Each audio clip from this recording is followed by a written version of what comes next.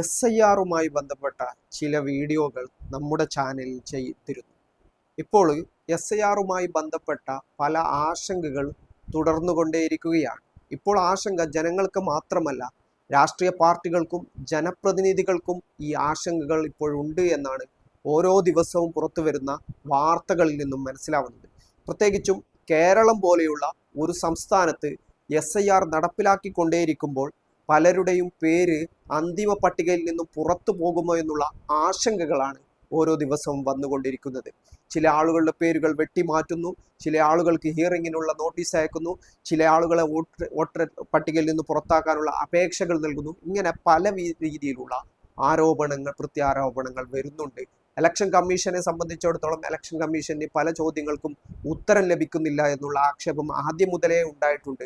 ഇപ്പോൾ അതുമായി അനുബന്ധമായിട്ട് അവസാന ഘട്ടത്തിലേക്കുള്ള കാര്യങ്ങൾ പുരോഗമിക്കുമ്പോൾ വീണ്ടും ആശങ്കകൾ വർദ്ധിക്കുകയാണ് ചെയ്യുന്നത്. അതുമായി ബന്ധപ്പെട്ട ചില കാര്യങ്ങളാണ് നിങ്ങളുമായി സംസാരിക്കാനുള്ളത്. കഴിഞ്ഞ ദിവസം മീഡിയ വൺ ഇത്തരത്തിലുള്ള ഒരു വാർത്ത പുറത്തുവിട്ടിരുന്നു. ആ വാർത്ത എന്താണെന്ന് നമ്മൾക്ക് ആദ്യം കണ്ടു നോക്കാം, എന്നിട്ട് ബാക്കി കാര്യങ്ങൾ സംസാരിക്കാം. സംസ്ഥാനത്ത് നടന്നുവരുന്ന SIR പ്രക്രിയകളിൽ അടിമുടി ദുരൂഹതകളാണ്. പലതരത്തിലുള്ള ക്രമക്കേടുകൾ നടക്കുന്നതായാണ് വിവരങ്ങൾ. കരട് വോട്ടർ പട്ടികയിൽ നിന്ന് ഒഴിവായത് 24 ലക്ഷത്തോളം പേരും രേഖകളുമായി ഹിയറിംഗിന് ഹാജരാകാൻ ആവശ്യപ്പെട്ടത് 19 ലക്ഷത്തോളം പേർക്കുമായിരുന്നു. എന്നാൽ ഇപ്പോൾ 37 ലക്ഷത്തോളം പേർക്ക് ഹിയറിംഗിന് എത്തണമെന്ന് കാട്ടി EROമാർ നോട്ടീസ് അയച്ചിരിക്കുന്നു എന്നതാണ് വിവരം. പേരിലെ അക്ഷരത്തെറ്റടക്കമുള്ള ലോജിക്കൽ ഡിസ്ക്രിപ്പൻസി കാരണമാണത്രേ ഇത്രയും പേരെ ഹിയറിംഗിന് വിളിപ്പിച്ചത്. കഴിഞ്ഞില്ല. പുതുതായി വോട്ട് ചേർക്കാനുള്ള ഫോം 6 ഉപയോഗിച്ച് വ്യാപകമായി പലയിടത്തും ആളുകളെ കൂട്ടിച്ചേർക്കുകയാണ്. പുതുതായി 26 ലക്ഷത്തിലധികം പേരെ ഉൾപ്പെടുത്തിയെന്നാണ് കമ്മീഷൻ വെബ്സൈറ്റിലുള്ളത്. BLOമാർ എത്തിയപ്പോൾ ഇത്രയധികം പേർ അപ്പോൾ എവിടെയായിരുന്നു? ഇവരൊക്കെ ഇപ്പോൾ കൂട്ടത്തോടെ എങ്ങനെയെത്തി? യഥാർത്ഥത്തിൽ SIR-ന്റെ പേരിൽ എന്താണ് കേരളത്തിൽ നടക്കുന്നത്? ഇനിയുള്ള ഒരു മണിക്കൂർ ഇതാണ് മീഡിയ വൺ വാർത്ത കഴിഞ്ഞ ദിവസം നൽകിയത്. അഥവാ കഴിഞ്ഞ SIR-ന്റെ ആദ്യഘട്ട പട്ടിക പ്രസിദ്ധീകരിക്കുമ്പോൾ, പ്രാഥമിക പട്ടിക പ്രസിദ്ധീകരിക്കുമ്പോൾ, കരട് വോട്ടർ പട്ടിക പ്രസിദ്ധീകരിക്കുമ്പോൾ നേരത്തെ ഉണ്ടായിരുന്ന 25 ലക്ഷം ആളുകളുടെ പേരുകൾ അതിൽ ഉൾപ്പെട്ടിരുന്നില്ല. ആ പേരുകളെ പറ്റിയിട്ടുള്ള ആശങ്കകൾ അവിടെ നിലനിൽക്കുമ്പോഴാണ് അതിൽ 19 ലക്ഷം ആളുകൾക്ക് അന്ന് ഇലക്ഷൻ കമ്മീഷൻ നോട്ടീസ് അയച്ചിരുന്നു. കാരണം നിങ്ങളുടെ രേഖകളുമായിട്ട് ഹാജരാവണമെന്നും ഇതുമായി ബന്ധപ്പെട്ട തെളിവുകൾ നൽകണമെന്നും.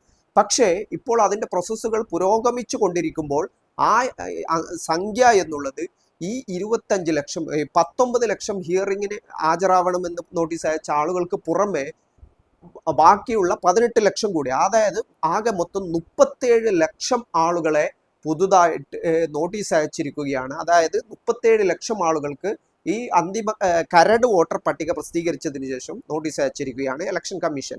ഇതാണ് ദുരൂഹത ഉയർത്തുന്നത്. കാരണം കരട് വോട്ടർ പട്ടികയിൽ ഉൾപ്പെട്ട ആളുകൾക്ക് വീണ്ടും നോട്ടീസ് അയച്ചിരിക്കുകയാണ്. അവരുടെ രേഖകൾ കൊണ്ടുവരണമെന്ന് ആവശ്യപ്പെട്ടിരിക്കുകയാണ്. ഇവിടെ പല പ്രശ്നങ്ങൾ സംഭവിക്കാൻ സാധ്യതയുണ്ട്. കാരണം ഹിയറിങ്ങിന് ഹാജരാവണമെങ്കിൽ പലരും നാട്ടിലില്ലാത്ത ഒരു സാഹചര്യം സൃഷ്ടിക്കപ്പെടാം, അല്ലെങ്കിൽ മറ്റുള്ള കാരണങ്ങൾ ഉണ്ടാകാം. ഇതിൽ പറയുന്നുള്ള കാര്യം അക്ഷരത്തെറ്റുകൾ, നിസ്സാരമായ അക്ഷരത്തെറ്റുകൾ, സ്പെല്ലിംഗ് മിസ്റ്റേക്കുകൾ, ഇങ്ങനെയുള്ള പല കാരണങ്ങൾ ഇതിൽ പറയുന്നുണ്ട്. ഈ കാരണങ്ങൾ മുൻനിർത്തിയാണ് ഇപ്പോൾ വീണ്ടും രേഖകൾ ഹാജരാക്കണമെന്നുള്ള ആവശ്യം ഇലക്ഷൻ കമ്മീഷൻ കൊണ്ടുവന്നിരിക്കുന്നത്. അതുകൂടാതെ തന്നെ ഫോം 6 ഉപയോഗിച്ച് പേരുകൾ തള്ളാനുള്ള ഒരു ഫോമാണത്. ആക്ഷേപങ്ങൾ ഉന്നയിക്കാനുള്ളതാണ്. ഇതുപയോഗിച്ചുകൊണ്ട് BJPയുടെ ആളുകൾ ഹരിപ്പാട് മണ്ഡലത്തിലടക്കം, രമേശ് ചെന്നിത്തലയുടെ മണ്ഡലത്തിലടക്കമുള്ള സ്ഥലങ്ങളിൽ മുസ്ലിം വോട്ടുകൾ വെട്ടിമാറ്റാനുള്ള അപേക്ഷകൾ നൽകിയിരിക്കുന്നു എന്നുള്ള വാർത്തയും പുറത്തു വന്നിരുന്നു. രമേശ് ചെന്നിത്തലയും ആ കാര്യം ഒന്നും കൂടി പത്രമാധ്യമങ്ങളിലൂടെ വെളിപ്പെടുത്തിയിട്ടുണ്ട്. BLAയോട്, അവിടുത്തെ BLA ആണ്, അതായത് BJPയുടെ ബൂത്ത് ലെവൽ ഏജന്റാണ് ഈ കാര്യം ആവശ്യപ്പെട്ടത് എന്നത് പുറത്തു വന്നിരുന്നു. ഇങ്ങനെ വ്യാപകമായിട്ട് ഒരു ഭാഗത്ത് പേരുകൾ വെട്ടിമാറ്റുകയാണ് ചെയ്യുന്നതെങ്കിൽ മറുഭാഗത്ത് ഹിയറിങ്ങിന് ആവശ്യപ്പെട്ടുകൊണ്ടുള്ള രേഖകൾ ഹാജരാക്കണമെന്ന് കരട് വോട്ടർ പട്ടികയിൽ പേര് പ്രസിദ്ധീകരിക്കുകയും, അതുകൂടാതെ തന്നെ നേരത്തെ തോമസ് ഐസക്കിനടക്കം അല്ലെങ്കിൽ ജോൺ ബ്രിട്ടാസിനടക്കമുള്ള ആളുകൾക്ക് ഹിയറിംഗ് നോട്ടീസ് രേഖകൾ ഹാജരാക്കണമെന്നുള്ള ഒരു ആവശ്യം മുൻനിർത്തിക്കൊണ്ടുള്ള നോട്ടീസുകൾ ലഭിച്ചിരുന്നു എന്ന് അവർ തന്നെ സോഷ്യൽ മീഡിയയിലൂടെ പറഞ്ഞ കാര്യമാണ്.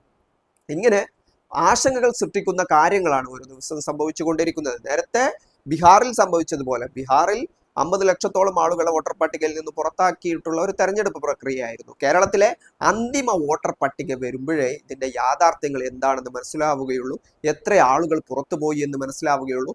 അന്തിമ വോട്ടർ പട്ടിക വന്നാൽ പിന്നീട് തെരഞ്ഞെടുപ്പ് പ്രഖ്യാപനമാണ്, തെരഞ്ഞെടുപ്പ് നടപടിക്രമങ്ങളാണ്, തെരഞ്ഞെടുപ്പിലേക്ക് സംസ്ഥാനം പോവുകയാണ് ചെയ്യുക. അങ്ങനെ സംഭവിച്ചാൽ ആ പേരുകൾ തെരഞ്ഞെടുപ്പിലെ അന്തിമ പട്ടികയിൽ ഉണ്ടാവുമോ, അവർക്ക് വോട്ട് ചെയ്യാൻ കഴിയുമോ എന്നൊന്നും അറിഞ്ഞുകൂടാ. അവർക്ക് വോട്ട് ചെയ്യാൻ കഴിയില്ല എന്ന് തന്നെയാണ് നമ്മൾ മനസ്സിലാക്കേണ്ടത്.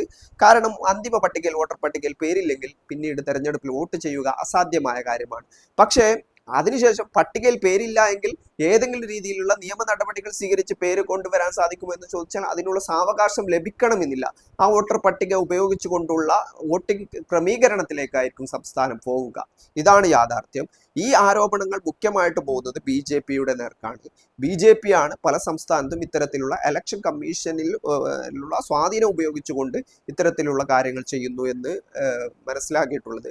കേരളത്തിൽ BJPക്ക് സാധ്യതയുള്ള A+ മണ്ഡലങ്ങൾ, അവർ 2ാം സ്ഥാനത്തുള്ള മണ്ഡലങ്ങൾ, അവർ ജയിക്കാൻ സാധ്യതയുള്ള മണ്ഡലങ്ങളിലൊക്കെ ഇങ്ങനെ പുതിയ അപേക്ഷകൾ ഒരുപാട് വരുന്നുണ്ട് എന്നുള്ള വിവരങ്ങൾ പുറത്തു വരുന്നുണ്ട്. ഇത്തരം വോട്ടർമാർ എവിടെയാണ്? നേരത്തെ തൃശ്ശൂർ അടക്കമുള്ള മണ്ഡലങ്ങളിൽ സംഭവിച്ചിട്ടുപോലെയുള്ള കാര്യങ്ങൾ ഇപ്പോൾ പല മണ്ഡലങ്ങളിൽ സംഭവിക്കുന്നുണ്ടോ എന്ന് അറിയില്ല. അത്തരം കാര്യങ്ങൾ സംഭവിക്കുന്നുണ്ട് എന്നുള്ള ആരോപണങ്ങൾ ഉയരുന്നുണ്ട്. അതും പരിശോധിക്കപ്പെടേണ്ട കാര്യമാണ്. അതും തെരഞ്ഞെടുപ്പ് കഴിഞ്ഞാലേ ആരൊക്കെ വോട്ട് ചെയ്തിട്ടുണ്ട്, പുതിയതായിട്ട് എത്ര പേര് വോട്ടർ പട്ടികയിൽ ഇടം പിടിച്ചിട്ടുണ്ട്, ഇത്തരത്തിലുള്ള കാര്യങ്ങൾ വരികയുള്ളൂ. കേരളം പോലെയുള്ള ഒരു സംസ്ഥാനത്ത് ബീഹാറിൽ ചെയ്തതുപോലെയുള്ള ഒറ്റയടിക്ക് ഡിലീറ്റ് ആക്കുന്ന അല്ലെങ്കിൽ പുറത്താക്കുന്ന ഒരു സംഭവമല്ല നടക്കുന്നുള്ളത്. എങ്കിലും കേരളത്തിലും ആശങ്കകൾ സൃഷ്ടിക്കപ്പെടുന്നുണ്ട് എന്നുള്ളത് ഒരു യാഥാർത്ഥ്യമാണ്.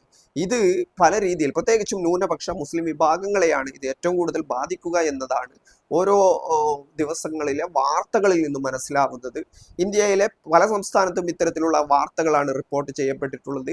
BLOമാർ അടക്കം വളരെ സമ്മർദ്ദത്തിലാണ് യഥാർത്ഥത്തിൽ അവരുടെ ജോലികൾ നിർവഹിക്കുന്നുള്ളത്. ഏതായാലും SIRനെ സംബന്ധിച്ചിട്ടുള്ള ആശങ്കകൾ വർദ്ധിപ്പിക്കുന്നതാണ് ഇപ്പോൾ വന്നിട്ടുള്ള വാർത്തകൾ എന്നുള്ളതാണ് ഇതിന്റെ ഒരു യാഥാർത്ഥ്യം എന്നുള്ളത്. അന്തിമ പട്ടിക പ്രസിദ്ധീകരിക്കുമ്പോൾ മാത്രമേ ഇതിൽ സംഭവിച്ചിട്ടുള്ള കാര്യങ്ങൾ എന്താണ് എന്ന് വളരെ വ്യക്തമായി മനസ്സിലാക്കാൻ കഴിയുകയുള്ളൂ. പക്ഷേ അതിനുശേഷം ഒരു പരിഹാരങ്ങൾ ഉണ്ടാക്കുക എന്നുള്ളത് ചിലപ്പോൾ നടക്കാൻ കഴിയാത്ത കാര്യമാണ്. തെരഞ്ഞെടുപ്പിലേക്കും മറ്റുള്ള കാര്യങ്ങളിലേക്കായിരിക്കും പിന്നീട് പോവുക. കോടതി നടപടികളിലോ അല്ലെങ്കിൽ പരാതി കൊടുക്കലിലോ, തെരഞ്ഞെടുപ്പ് കമ്മീഷനിൽ ബന്ധപ്പെടലിലോ, ജില്ലാ ഭരണാധികാരികൾക്ക് പരാതി കൊടുക്കലോ, ഇതൊക്കെ സ്വാഭാവികമായിട്ടും ഒരു നടപടിക്രമത്തിന്റെ ഭാഗമായിട്ട് സംഭവിക്കാമെങ്കിൽ പോലും അന്തിമ പട്ടികയിൽ പേരില്ലെങ്കിൽ അത് പലപ്പോഴും തെരഞ്ഞെടുപ്പിന്റെ മറ്റുള്ള ഘടകങ്ങളെ തീർച്ചയായും അത് ബന്ധപ്പെടുത്തി നിൽക്കുന്നു എന്ന് തന്നെയാണ്. തെരഞ്ഞെടുപ്പ് റിസൾട്ടിനെ അടക്കം ബാധിക്കുന്ന രീതിയിലേക്ക് അന്തിമ വോട്ടർ പട്ടിക മാറുമെന്ന കാര്യത്തിലും ഒരു സംശയവുമില്ല.